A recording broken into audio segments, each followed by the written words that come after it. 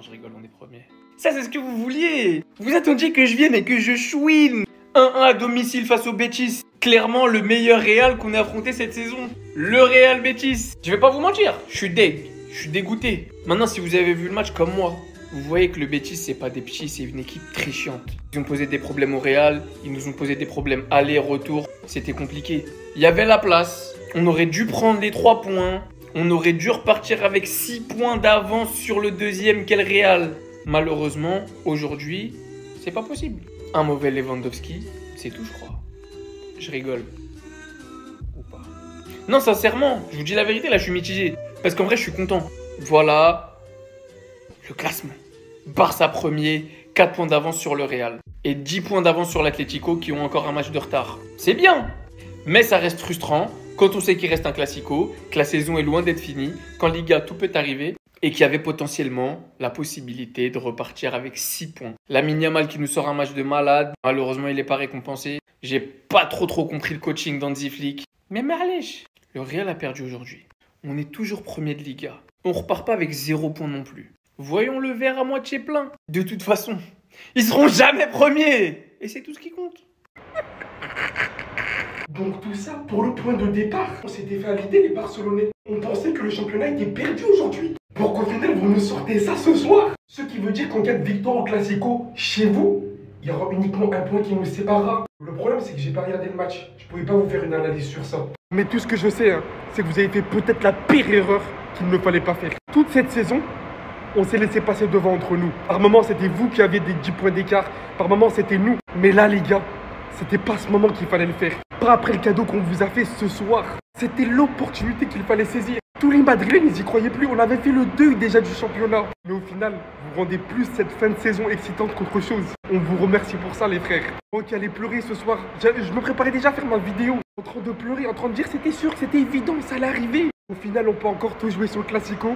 Et en espérant que vous échouez ailleurs aussi.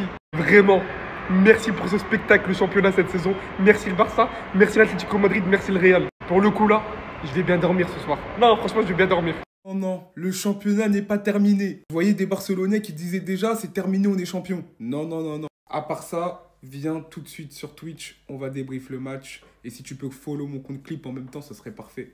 Il est en description. En fait, j'ai l'impression que le Barça, ils veulent rendre ça dramatique. En fait, ils veulent leur confrontation classico pour savoir qui sera le champion. Mais on en parle là de Gil Manzano, qui arrête la contre-attaque de Gavi. Même lui, il joue contre le FC Barcelone. Parlons plus sérieusement de Gavi. Quel match aujourd'hui. Il a encore montré à ses détracteurs qu'il est un joueur important du FC Barcelone. Un but, il aurait même pu mettre un doublé. Il n'a pas célébré parce qu'il avait gagné une petite coupe là. Voilà les petites coupes en tournoi en salle. Sandwich merguez à midi avec le Betis. Donc il n'a pas célébré. Il se rappelle même de ça, c'est une dinguerie. J'espère que vous allez comprendre maintenant à quel point Rafinha est important pour le Barça. Aujourd'hui, il n'a pas joué titulaire et on a direct ressenti que c'était beaucoup plus dur de perforer la défense. Même si Ferran Torres fait une très belle passe décisive, son impact, il a manqué en attaque pour le FC Barcelone. Après, c'est logique, il enchaîne trop de matchs, il manque de fraîcheur. À l'image du FC Barcelone tout entier aujourd'hui, ils ont manqué de fraîcheur, manqué de justesse technique dans le dernier geste. Même si Pedri a encore fait un très bon match. Mais attention, parce que le Betis, c'est pas les petites Sergi. Ils sont très très bons. Donc rendons aussi un très bel hommage au Betis qui a tenu tête à ce FC Barcelone. Le Barça ne profite pas totalement de la défaite du Real Madrid cet après-midi puisque les Catalans ont fait match nul à la maison, un but partout face au Betis Séville. Alors c'est vrai que tu tombais face à une équipe du Betis Séville en pleine confiance, que du côté du Barça aussi tu enchaînes les matchs depuis 10 jours, tous les 3 jours on a senti de la fatigue, notamment chez Lamine Yamal, au niveau de ses gestes techniques un peu plus en difficulté comparé à d'habitude. En même temps il enchaîne les matchs 82 minutes, il a enchaîné avec l'Espagne, lui il n'a pas eu de trêve, donc évidemment on a senti pas mal de fatigue chez certains joueurs. Il y a eu aussi du turnover, Rafinha qui débutait pas, Inigo non plus, des joueurs qui ont dû sortir, Pedri, De Jong, voilà, évidemment en vue des quarts de finale contre Dortmund et les grosses échéances qui arrivent.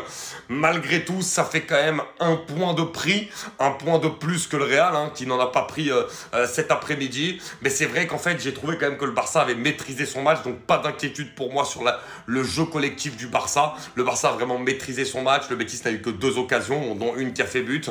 Mais là où il y a eu un souci, c'était surtout dans le dernier geste. C'est vraiment là-dessus qu'il faudra, pour moi, travailler. Mais sinon, il y a eu beaucoup de maîtrise au milieu de terrain. Mais c'est vrai que voilà, c'est ce qui qu'il a manqué au FC Barcelone aujourd'hui. Donc voilà, c'est dommage. Malgré tout, c'est quand même un point de prix de plus que le Real Madrid qui a perdu cet après-midi, même si c'est vrai qu'il y a quand même un peu de déception parce que tu pouvais quand même aller prendre les 6 points et donc aller te placer quand même avec une avance considérable sur le Real. On laisse encore un peu de suspense à cette Liga et on laisse passer 2 points, 2 points. 2 points, on prend le match nul en prenant un but sur corner. Le Betis a rien produit aujourd'hui, ils ont fait que défendre, on perd 2 points, on aurait pu sécuriser cette Liga et on prend qu'un point. Mais franchement les gars, on va quand même pas se plaindre. On commence le match avec un but de Gavi. Gavi qui d'ailleurs fait son match. Je vous avais prévenu de pas trop enterrer un joueur qui revient des croisés. Il vous le prouve avec sa montée en puissance. Voici ce qui nous coûte le match. Voici ce qui nous coûte le match. Araujo qui préfère faire des câlins plutôt de gagner son duel de la tête. On prend ce but-là et le match est terminé. À partir de ce moment-là, ils ont fait que défendre. C'est frustrant parce qu'on était au-dessus, mais malheureusement pas de réussite ce soir. Une très bonne entrée de Fermin Lopez. Et franchement les gars, dites-moi en commentaire, vous préférez qui entre Fermin ou Gavi en 10 en attendant le retour de Dani Olmo?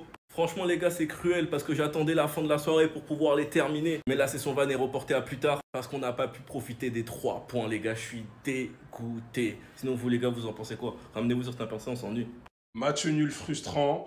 On prend que +4 devant le Real. C'est très frustrant parce que l'équipe, j'ai l'impression qu'il y a eu une panne d'inspi en fait. Perte de balles, pas trop de concentration. Ça avait bien commencé pourtant avec Gavi qui marque contre son club formateur quand il était petit. D'ailleurs, il finit homme du match, juste là. Avant que malheureusement, le fait que Araujo soit en retard sur son duel, ils égalisent directement dans la foulée. Voilà, sinon, Pellegrini a réussi son coup tactique, hein. En vrai, de prendre son match nul et de partir. Je suis trop yombe. C'est l'équipe qui nous a mis le plus en difficulté cette saison en Liga, j'ai pas peur de le dire. En plus que ça avait pas l'air de gêner l'entraîneur, puisqu'il a sorti Pedri, il a sorti Pedri, De Jong, pardon. Pour la Ligue des Champions, donc Dortmund aussi, on a la Ligue des Champions en ligne de mire. C'est ça de jouer tous les 3 jours, malheureusement. Et on gagne pas, mais bon. C'est juste que c'est un jour sans où ils n'ont pas été dedans. C'est des trucs qui peuvent arriver. Ce sont des êtres humains. C'est frustrant que ça arrive à un moment où tu aurais pu creuser l'écart avec le Real Madrid parce qu'ils vont être toujours en vie. Bref, en tout cas, offensivement, on n'était pas inspiré. Et Koubarsi et Gavi, c'est les 2 que je retiens pour ce match. Sinon, le reste, même Araujo, tu peux pas casser des lignes, tu peux rien faire. Enfin, bref, match à oublier. Concentrons-nous pour la Ligue des Champions la semaine prochaine.